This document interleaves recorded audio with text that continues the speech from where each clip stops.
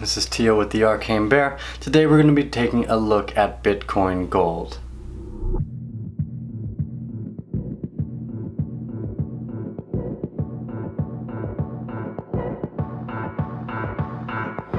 For those of you who've been paying attention, we just had a fork. Bitcoin Gold will have shown up in your wallets if you've left them there, especially if they're a Trezor, a Ledger, or any of the legacy wallets you might use, such as Exodus or the like. It's interesting to note that one of the reasons why Bitcoin Gold was created was to actually bring some of the mining back to the hands of the people. The decentralized nature of Bitcoin has actually become somewhat centralized in the fact that the mining is specifically held to certain areas of the world.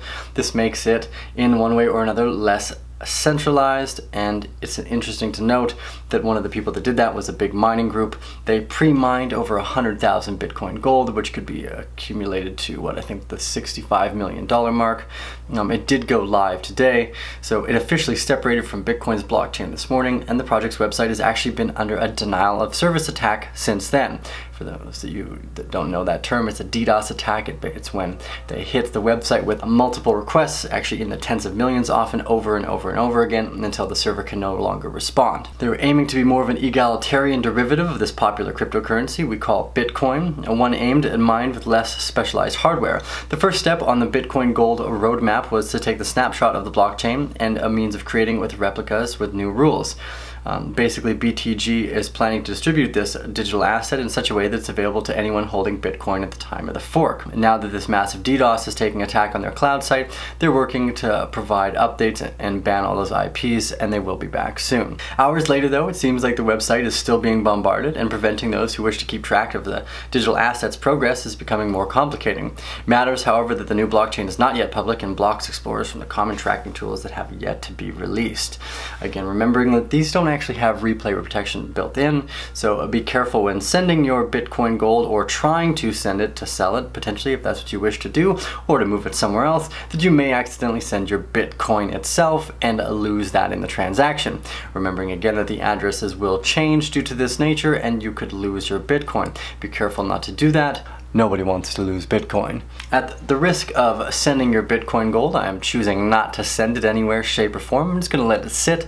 I guess in a few days, after everything has been worked out and the replay protection hopefully is enabled, I will likely then sell the Bitcoin Gold and move it back into Bitcoin, and then again either into a legacy chain or into the original SegWit chain that will be moving for a new hard fork again in November. I know this is hard to keep up, but this is the way it goes. It's probable that the opinions of the Bitcoin Gold could have actually reasoned themselves to be the target of the tax, but as well at this point this is only conjecture and there's no lines of connection or parallels to that actually being the case. This is just other criticisms coming from the community and the group. So namely, BTG is using a process in which the digital assets have privately created the open sourced idea to the public, and this process has been a reason why there's been so much volatility in the discussion between the developers, and a lot of these people actually distrust the nature of the Bitcoin Gold system. There are a few other sources of outrage though, including the community that's looking at Bitcoin Gold that hasn't solved again the risk of this replay attack, which refers to a transaction of complications that may arise when two incompatible versions of the Bitcoin blockchain are unable to actually distinguish themselves from one another. Again, this is important because you don't want to lose your Bitcoin. Be careful with that. Again, I'm going to reiterate, I'm not going to sell it, I'm not going to send it, not until all these errors are worked out. So even though you might see Bitcoin Gold in your wallet, I'm not going to be taking advantage of it.